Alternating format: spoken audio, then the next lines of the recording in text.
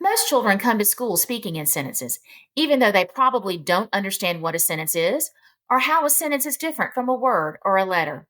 When students meet the expectations in standard KFPA2, they will understand some important concepts about how language works.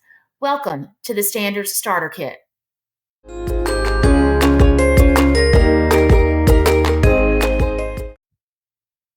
To meet the expectations in this standard, students will understand that sounds make words, words make sentences, and sentences express thoughts.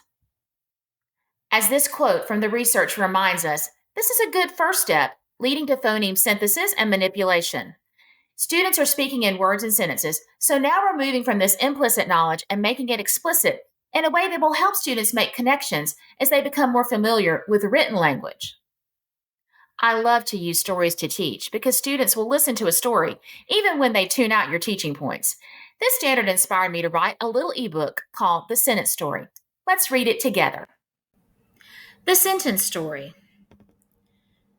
First, there were 26 letters. They had names. They could make sounds, but each one was separate from the others. The letter D said, I can make the D sound. Can anyone make the Ah sound? The letter O said, I can do that. What if we added the G sound? The letters moved a little closer, and just like that, the letters spelled the word dog. Then some of the other letters decided to put their sounds together to make words. Play, likes, dog, my, two. The word my said, I want to say something about what my dog likes to do. Can you help me? Then the words began to arrange themselves so that they could tell this idea. My dog likes to play. Great job! The letters used their sounds to make words, and the words made a sentence that tells an idea. My dog likes to play. Another activity that I like to use with the standard is stand up sentences. Point to a student each time you say a word in the sentence.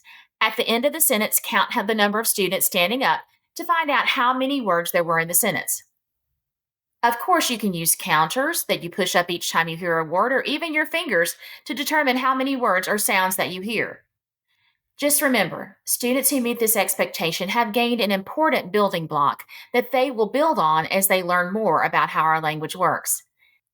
Take a look at the Words and Sentences Resource Hub, and thanks for joining me for this edition of the Standards Starter Kit.